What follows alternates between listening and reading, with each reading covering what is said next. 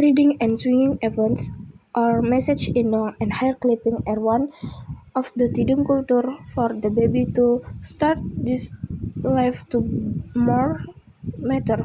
Reading ayun is a tradition where the baby is raised above the swing 13 times by alternating people or old people or husband or parents who have answered cultural lines according to the Tidung tribal custom. This means that the baby is protected in all his life. In his fortune is a capon.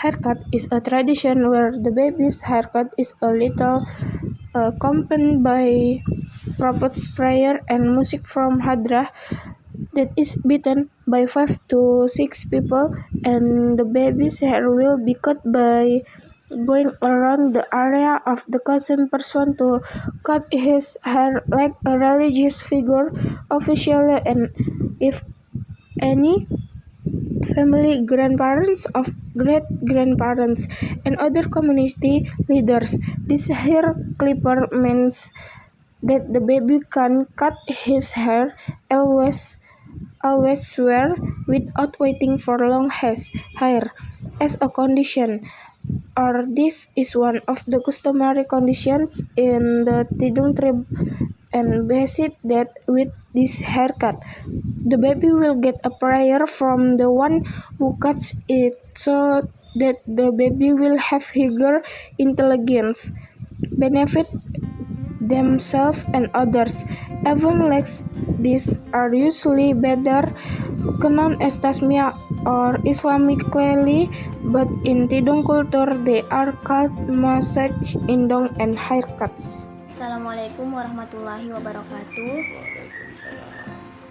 Kami dari Universitas Borneo Tarakan, Fakultas Keguruan dan Ilmu Pendidikan, jurusan Pendidikan Bahasa Indonesia. Di sini pidato mengenai sejarah naik ayun. Adapun pertanyaan yang kami sudah siapkan ada beberapa.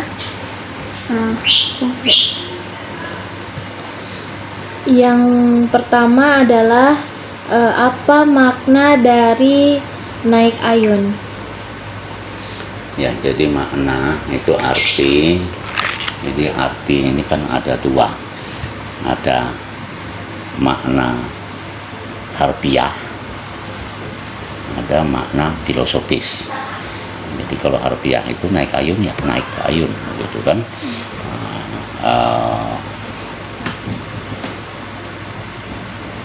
Di mana seorang bayi itu biasa ditidurkan di dalam ayunan begitu.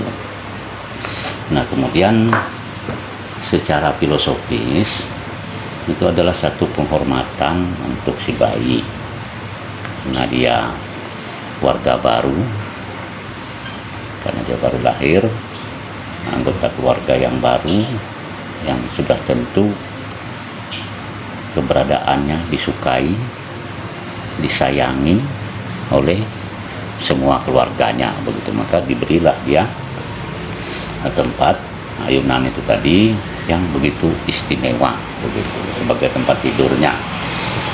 Nah, dalam bahasa Tidung sendiri ayunan itu disebut indong.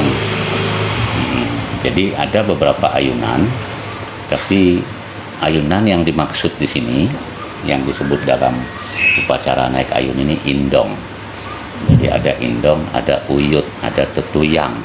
Jadi itu semua ayunan. Tapi kalau yang dipakai untuk acara naik ayun itu disebut indong. Jadi sebutannya masak indong.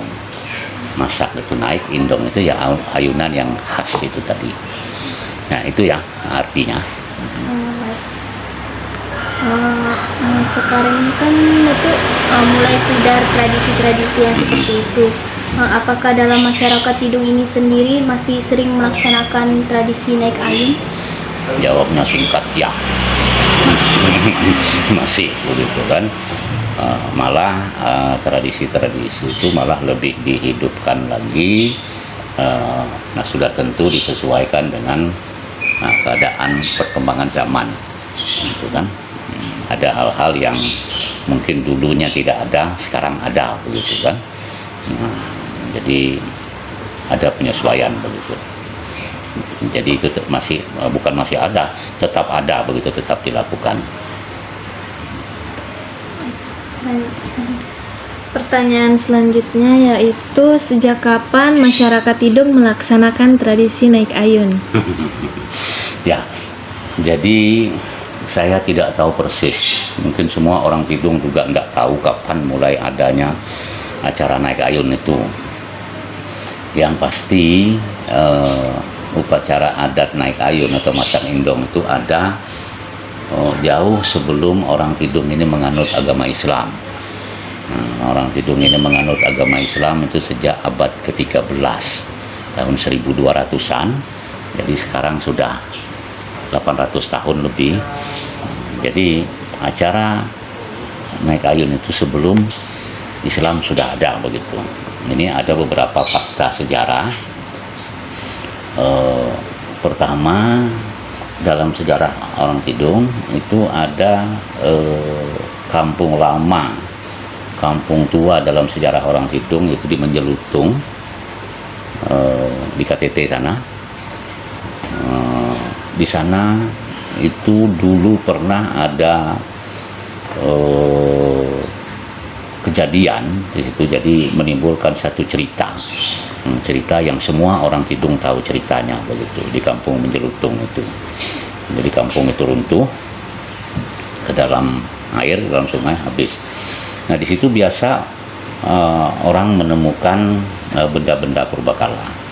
Nah, jadi kejadian itu di abad ke-11.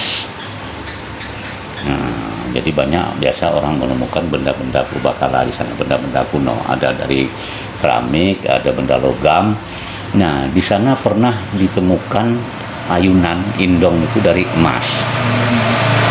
Jadi abad ke-11 itu kan sekarang sudah abad 21 ya. Ya kan, jadi 1000 tahun yang lalu. Jadi sudah ada indong itu. Begitu. Jadi tidak ada yang tahu persis. Nah, kemudian itu jelas sebelum agama Islam, di dalam rangkaian acara naik ayun atau masak indong itu tadi, biasanya sekaligus dengan beberapa acara yang lain begitu, seperti tasmiyah, kemudian potong rambut, ya kan.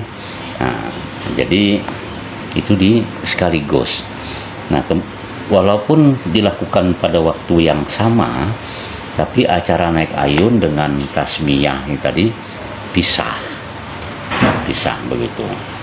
Nah, acara tasmiyah itu dilakukan di di ruang depan, itu laki-laki semua.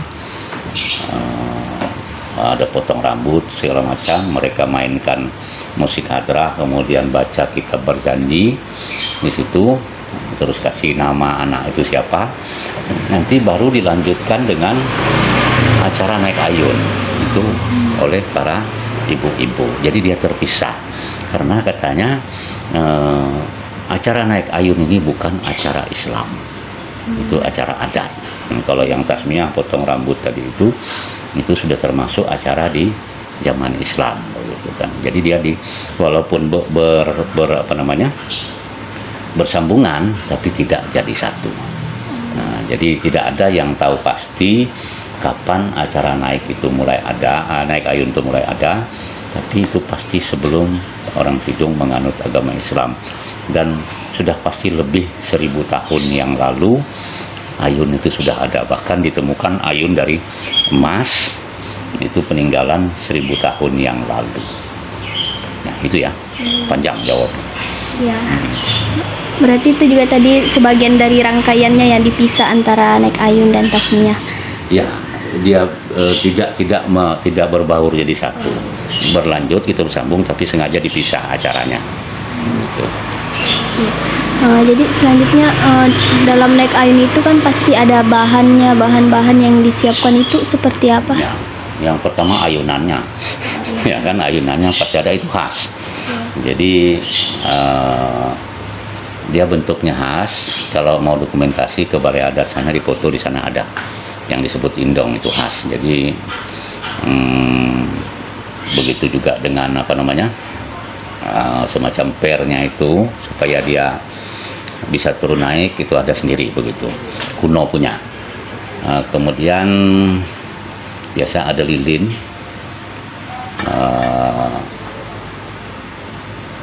kemudian di situ ada beberapa kain begitu, beberapa kain di dalam indong itu. Nanti ibu-ibu yang mengangkat bayi itu gantian dengan satu lembar kain, ngambil begitu. Nah, nanti kembalikan lagi bayinya, ibu-ibu yang lain datang lagi angkat begitu, dengan kain yang satu lagi. Jadi ada beberapa kain itu sampai habis. Nah, gitu. Biasanya ibu-ibu yang tua-tua, yang apa namanya, yang tokoh-tokoh lah ya. Nah, kalau filosofisnya itu ngambil berkahnya orang tua. Karena orang tua itu kan disebut orang panjang umur, supaya juga si bayi ini bisa panjang umur seperti ibu-ibu yang tua-tua itu tadi. Nah, itu antara lain perlengkapannya. Kemudian ada beberapa tumbuh-tumbuhan, daun-daun biasanya yang selalu ada itu, ada dua macam gitu. Ada daun serembangun namanya, sama daun darok. Daun darok ini ada juga orang Tidung bilang dalok. Nah, bedanya R dengan L. Nah, jadi konon itu daun itu ditakuti oleh hantu. Daun itu, jadi kalau ada daun itu, hantu tidak berani dekat katanya. Itu biasa selalu ada di ujung pernya itu. Nah, kemudian yang pasti tidak ketinggalan itu daun muda kelapa, janur. Itu kan untuk apa namanya, untuk dekornya ya, dibikin macam-macam. Itu yang selalu ada. Nah, kemudian di indongnya itu ada beberapa lilin yang dipasang begitu. Nah, itu kelengkapan yang saya ingat ya. Nah, ada kelengkapan untuk potong rambut apa segala macam lain lagi. Ya itu. Ya, tadi ada disebutkan kain-kain itu apakah ada warna khusus atau sebagaimana ya?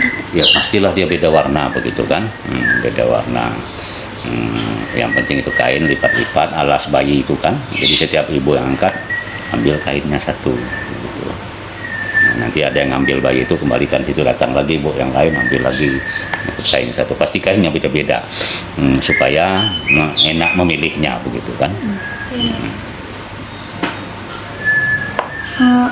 Kainnya biasa kan orang Tidung tuh khasnya dengan warna kuning dan merah. Kainnya tuh harus ya selalulah kuning itu ada begitu ya. Kuning, hijau, merah, putih itu selalu ada gitu. Ya kadang kalau mau banyak tambah lagi warna yang lain gitu kan. Jadi warna yang utama itu sebetulnya kuning, hijau, putih. Ya, kuning, hijau, putih itu warna yang utama. Kalau yang berikutnya baru ada merah, baru ada hitam, baru warna yang lain. Apalagi?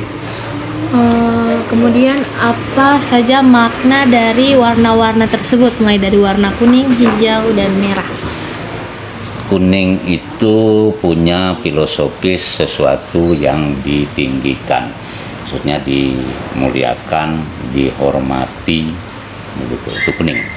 Jadi biasanya dulu kuning itu kalau bikin baju yang boleh pakai baju kuning cuma keluarga raja.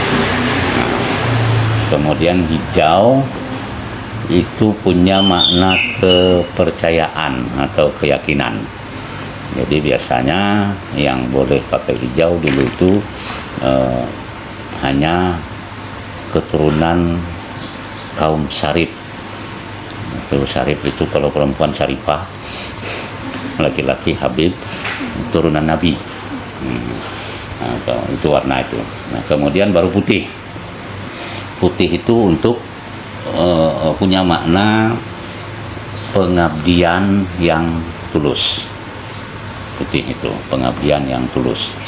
Jadi biasanya dulu yang pakai baju warna putih itu para tokoh masyarakat. tokoh-tokoh masyarakat. Jadi 3 warna itu yang utama dalam budaya Tidung disebut ulos. Nah, ulos maksud 3 warna itu kuning, hijau, dan putih. Nah, baru kemudian menyusul ada warna merah yang punya makna ketegasan, tegas, gitu. Nah, baru ada lagi hitam, itu punya makna keteguhan, teguh, gitu. Teguh, kokoh, jadi tidak goyah, itu hitam itu kan. Ini cuma itu yang warna yang ada maknanya. Selain dari itu tidak ada. Cuma tambahan. Ya, untuk pertanyaan selanjutnya, siapa saja yang terlibat dalam perayaan Naik Ayun? Ya, yang pasti mamanya, ya kan. Nah, terus ada apa namanya, kalau bahasa umum kita dukun lah ya, dukun semacam itu, atau katakanlah pemandu acaranya. Nah, dia yang atur semua. Ayunannya taruh sini, nanti pasang ini di sini, begitu, ada yang mengarahkan acara itu. Nah, itu memang orang-orang yang biasa melakukan itu. Ya, kalau istilah kita sekarang ya orang profesional ya di bidangnya, orang tahu itu begitu. Jadi mereka tahu caranya, tahu filosofisnya, paham hal-hal yang tidak banyak diketahui orang lain, mereka tahu gitu. Dan itu biasanya orang perempuan, bukan laki-laki.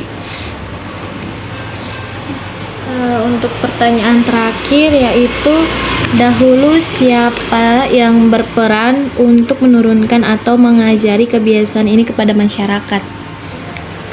Jadi tidak ada orang khusus ya, karena namanya budaya itu semua orang tahu. Nah gitu. Jadi seorang bayi baru lahir itu sudah dipikir kapan nanti mau dibikin acara naik ayunnya, gitu kan. Semua itu tahu gitu kan. Jadi tidak harus ada yang memerintahkan, tidak. Sebab itu adat yang berlaku untuk seluruh warga. Jadi bukan adat yang hanya berlaku untuk orang-orang tertentu, kan itu semua warga itu melakukannya, begitu kan. Siapapun yang punya anak yang baru lahir akan melakukan acara naik ayun itu tadi. Ya tergantunglah orangnya. Kalau dia orang banyak uang ya lebih meriah lah, begitu kan. Kalau yang pas-pasannya seadanya lah, begitu kan. Tapi yang namanya ayunan atau indongnya itu sama. Sebab itu barang kan memang disimpan, jadi orang boleh pinjam gitu. Jadi tidak ada orang tertentu ya yang menentukannya. Maksudnya barangkali seperti ketua adat yang harus, enggak, siapapun, semua orang mau akan melakukannya, tidak ada yang menyuruh. Baik, mungkin itu saja pertanyaan dari kami, Datuk. Terima kasih atas penambahan wawasan lagi untuk kami.